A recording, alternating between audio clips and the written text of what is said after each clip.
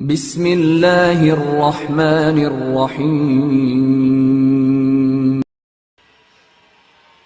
Assalamualaikum warahmatullahi wabarakatuh. Salam sejahtera bagi kita semua. Perkenalkan, nama saya Abdul Halim, NIM 12012040. Pada kali ini saya akan menjelaskan tentang wanita-wanita yang haram dinikahi. Qala al-musannifu rahimallahu ta'ala wa nafa'na bihi wa bi'ulumihi wa bikum fid dharaini amin. Bismillahirrahmanirrahim. Al-muharramatu minan nisa'i awil inkihatil muharramati.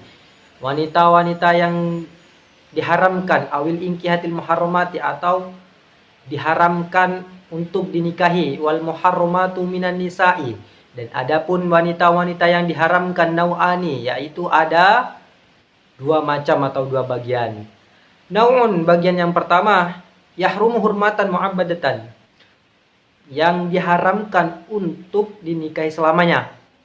Wa nau'un, dan bagian yang kedua, yahrumu hurmatan mu'aqqatatan, yaitu yang diharamkan berdasarkan waktu.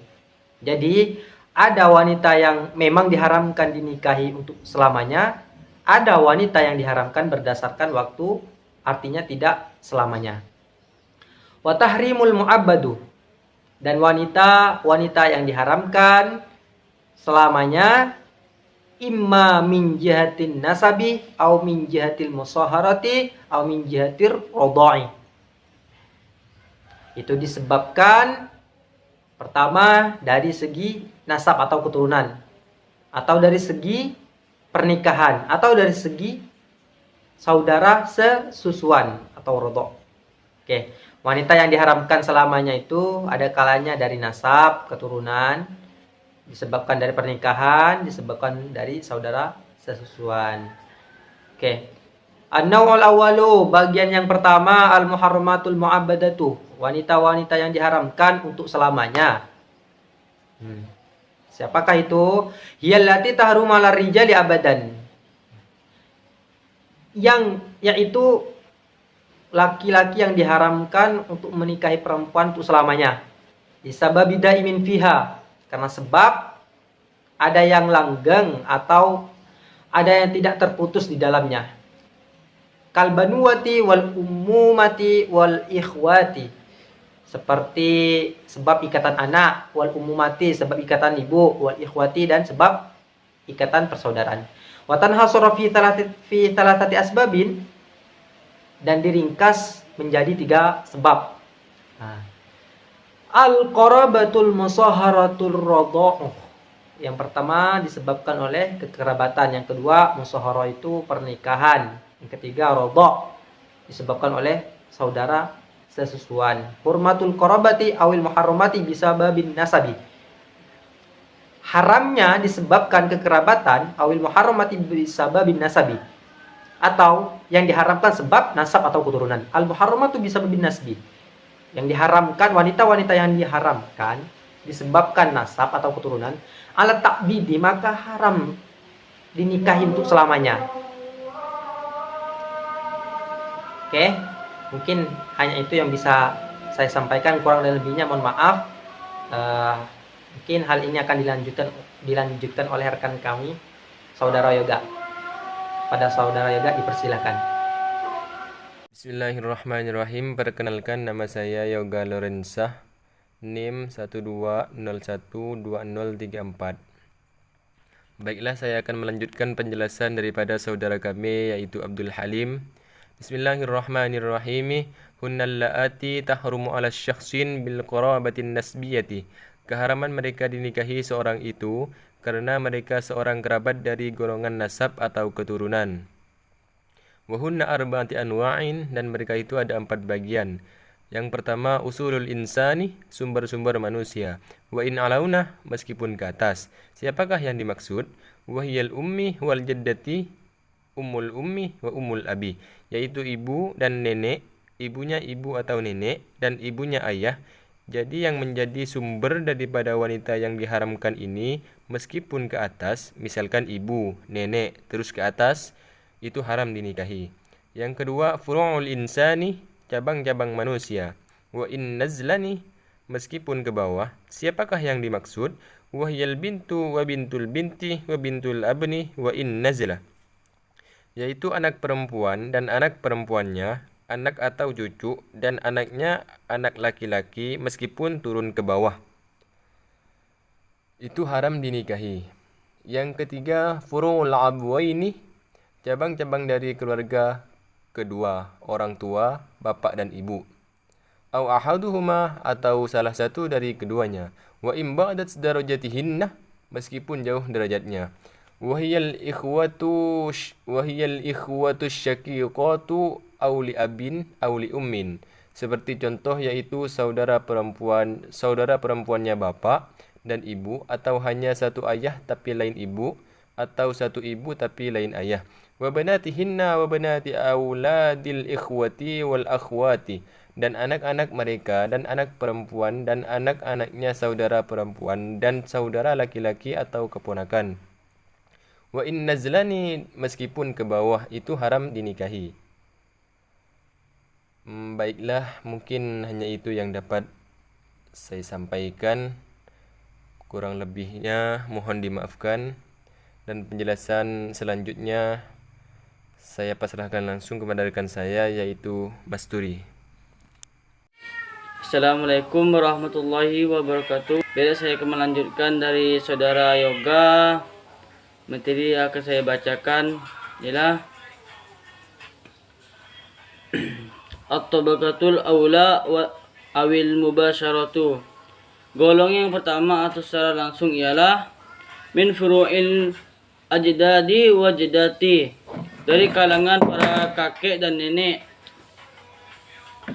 Wa hunnal ammatu wa khalatu, mereka ialah para bibi dari pihak ayah dan bibi dari pihak ibu. Sawa'un kunna ammatu li syakhsi nafsihi wa khalatu lahu, baik itu para bibi dari pihak ayah bagi seorang berdasarkan memang dari keturunan, dan para bibi dari pihak ibunya. Am kunna ammatu wa khalatu li abi wa au ummi, atau para bibi dari pihak ayah dan bibi dari pihak ibu, seayahnya atau seibunya. Au ahadu ajdadihi wa jaddatihi, atau salah satu kakek dan neneknya. Amma tabaqatu tsaniyatu aw khairi mubasyarah aw khairi mubasyarah, adapun golongan yang kedua atau tidak secara langsung.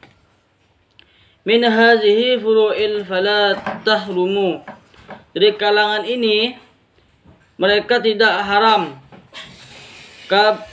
Kabanatil ammati wal amma wal ammami,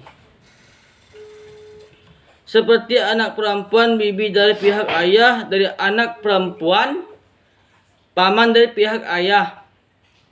Wa banatil khali awil khalati, dan anak perempuan paman dari pihak ibu, atau anak perempuan bibi dari pihak ibu. Sekianlah dari materi saya yang saya bacakan, melanjuti materi dari saudara Yoga. Sekianlah dari saya. Assalamualaikum warahmatullahi wabarakatuh. Assalamualaikum warahmatullahi wabarakatuh. Kaifa halukum ayyuhal ikhwan wa kaifa halukunna ayyuhal akhawat. Hadhihi sa'adah insyaallah nata'allam al-lughata al-arabiyyah bil mawdu'i hurufil atfi. Ma huwa huruful atfi? Huruful atfi atau huruf ataf dalam bahasa Indonesia disebut dengan konjungsi atau kata penghubung. Huruf ataf berdasarkan kitab Jurmiyah itu ada 10 huruf.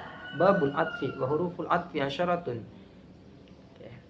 Wahia al-wawu, satu waw yang bermakna dal, wal fa'u yang kedua fa yang bermakna lalu, wa summa yang ketiga summa yang bermakna kemudian, wa au yang keempat au yang bermakna atau, wa am yang kelima am yang bermakna ataukah, yang wa immah yang keenam immah yang bermakna ada kalanya. Yang ketujuh, bal yang bermakna bahkan. Wala yang kedelapan, la yang bermakna bukan. Walakin yang kesembilan bermakna lakin, bermakna tetapi. Wahata yang ke-10, hatta yang bermakna hingga. Fi ba'dil mawadi', di sebagian tempat. Ada dua hal yang harus dipahami dalam huruf athof. Yang pertama, rumusnya amma. A adalah athof, kata penghubung. M adalah maktuf, atau kata yang dihubungkan. MA-nya adalah maktuf alaih, kata yang dijadikan sandaran. Oke. Yang kedua, berdasarkan kitab Sarah Mukhtasar Jiddan ala Matnil Al-Jurmiyah, yaitu maktuf mengikuti maktuf alaih berdasarkan i'rabnya. Jika maktuf alaihnya marfu, maka maktufnya rofa. Jika maktuf alaihnya mansub, maka maktufnya nasab. Jika maktuf alaihnya mahfud, maka maktuf alaihnya khofat atau jer. Jika maktuf alaihnya majzum, maka maktufnya jazam. Contoh yang rofa nih, atau yang rofa. Ja'a Zaidun wa Amrun. Ja'a di sini menjadi fi'il, Zaidun menjadi fa'il.